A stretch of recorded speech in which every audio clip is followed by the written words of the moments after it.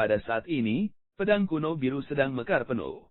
Pada saat Jiryue dalam bahaya, dia mengambil inisiatif untuk bertemu musuh, seolah-olah dia memiliki kesadaran. Pedang ini memiliki roh. Bersenandung. Bayangan pedang redup. Di mata Qin Chen dan Jiryue yang mengejutkan, pedang kuno biru melonjak ke langit, bertabrakan dengan roh jahat yang dilepaskan oleh pedang hijau tua, dan mengeluarkan pedang yang mengerikan. Dentur. Lapisan kehampaan ketujuh bergetar. Dua pedang kuno terjalin satu sama lain, dan meledak dengan tatapan yang belum pernah terjadi sebelumnya. Bagaimana roh pedang itu bisa lahir? Seru Qin Chen. Di tanah Tianwu, ada 9 tingkat prajurit harta karun, sama seperti seni bela diri. Tetapi di atas prajurit kaisar, ada juga prajurit suci yang legendaris.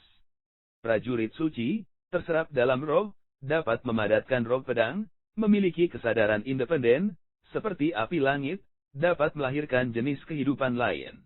Qin Chen selalu berpikir bahwa pedang Feng Jue di tangan Jiryue hanyalah seorang prajurit kaisar. Tanpa diduga, dia bisa membelah musuh secara mandiri dan melindungi tuannya. Apakah itu seorang prajurit Sen yang legendaris? Tidak. Tapi kemudian, Qin Chen merasa salah. Pedang kuno biru bergetar, melindunginya dan Jiryue dari bahaya pedang iblis hijau tua. Tetapi perlawanan ini hanyalah naluri, atau semacam perilaku otonom dari prajurit kaisar yang dirangsang di depan jenis yang sama. Ini tidak seperti benar-benar melahirkan kehidupan. Meskipun pedang ini bukan prajurit suci, itu masih termasuk dalam kategori tentara kaisar. Meskipun itu bukan prajurit suci, itu belum membiarkan roh pedang, tetapi hanya satu langkah menjauh dari prajurit suci, sehingga memiliki rasa otonomi tertentu.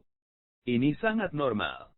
Jika seorang prajurit kekaisaran teratas dikorbankan dan disempurnakan oleh yang kuat selama bertahun-tahun, itu akan dipengaruhi oleh kehendak yang kuat.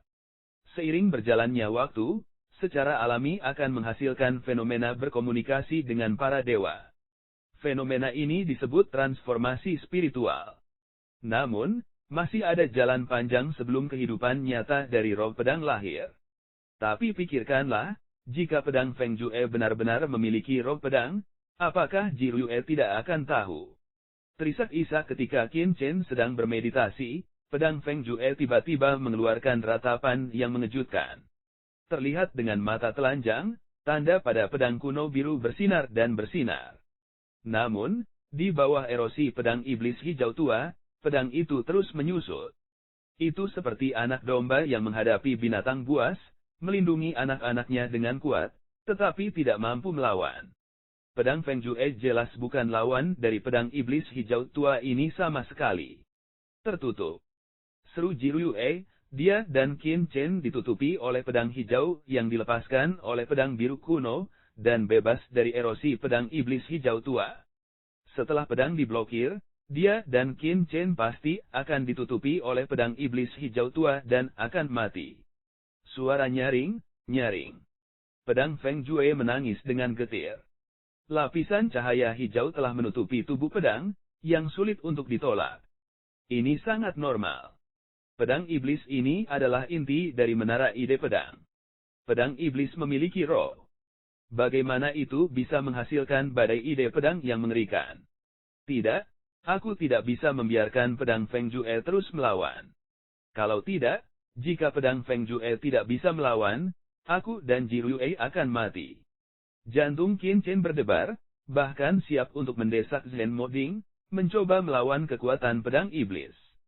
Tripod Zhenmo berasal dari tempat rahasia surga dan kejahatan, dan juga merupakan harta karun zaman kuno. Meskipun Qin Chen masih tidak tahu apa level Zhenmo Ding dan apakah itu dapat memblokir pedang iblis hijau tua, saat ini, dia hanya dapat menggunakan kuda mati sebagai dokter kuda yang hidup.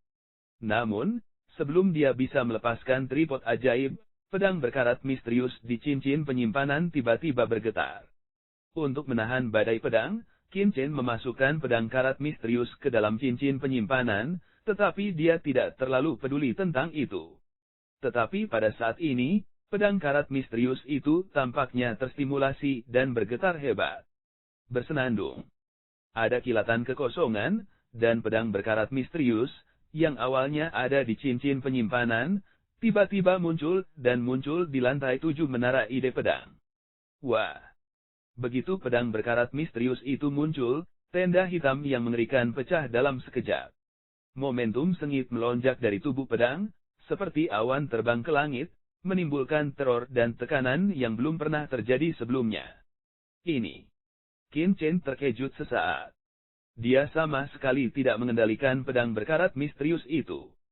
Semuanya adalah pedang berkarat yang misterius. Apakah dia memiliki roh pedang di pedang karat misteriusnya? Bagaimana inisiatifnya bisa keluar dari ring?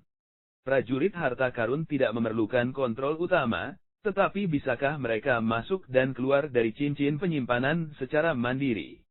Qin Chen terkejut melihat bahwa pedang gelap dan dingin Qi yang dilepaskan oleh pedang karat misterius telah bertabrakan dengan pedang iblis hijau tua. Ledakan. Seluruh menara Jianyi bergetar hebat, seolah-olah dua tuan yang tiada taranya sedang bertarung. Lantai 7 menara Jianyi, yang penuh dengan badai pedang hijau tua, langsung terkoyak oleh roh pedang hitam yang dilepaskan oleh pedang karat misterius. Di sisi lain dunia, itu berubah menjadi warna gelap, yang sangat berbeda dari pedang hijau tua badai. Ledakan. Ledakan. Saya dapat melihat bahwa dua ide pedang bertabrakan dengan cepat seperti gelombang. Dengan setiap pukulan, mereka semua meledakkan niat membunuh, yang cukup untuk dengan mudah menghancurkan Master Kaisar Bela Diri tingkat 8. Untungnya, Qin Chen dan Ji Rue berada di bawah perlindungan pedang karat misterius. Setelah kemunculan pedang karat misterius, pedang segel Ji Rue segera menarik napas dan mundur kembali. Cahaya biru redup jatuh untuk melindungi mereka. Tertutup. Ji Rue membelai pedang kuno hijau di depannya, dan matanya berlinang air mata, karena dia merasa bahwa setelah bertarung melawan pedang iblis hijau tua, pedang Feng Jue memiliki nafas berbintik-bintik di atasnya, dan tampaknya jauh lebih lemah. Tampaknya kerajaan itu tiba-tiba jatuh dan menjadi sedikit redup.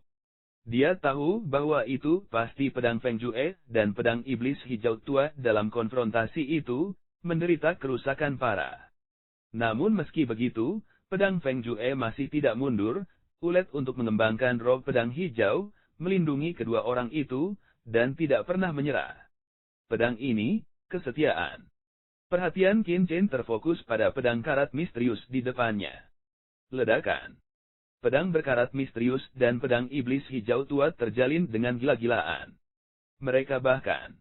Tidak, itu bahkan tidak.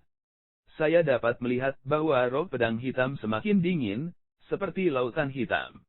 Itu terus-menerus menempati ruang lantai 7 menara Jianyi. Itu sedikit menekan badai roh pedang hijau tua. Ini sebenarnya untuk memasukkan menara ide pedang dalam kendalinya. Pedang berkarat yang misterius memiliki keunggulan mutlak. Oh!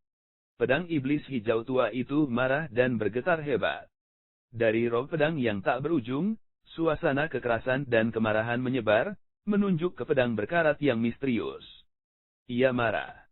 Di matanya, Qin Chen, Ji Rue, dan bahkan Feng Jue Jian adalah rampasan dan makanannya. Namun, pedang berkarat misterius entah dari mana tidak hanya mencegahnya bergerak, tetapi juga merebut kendali atas menara pedang. Bagaimana itu bisa mentolerir itu? Menara Jianyi adalah basis habitatnya. Jika ditangkap, bukankah dia akan menjadi anjing dari keluarga yang hilang? Kemarahan, kemarahan. Bas di atas lantai 7 menara Jianyi, cahaya pedang hijau tua terus-menerus ditebang, seperti bintang yang jatuh dari langit, menimbulkan teror dan niat membunuh yang belum pernah terjadi sebelumnya.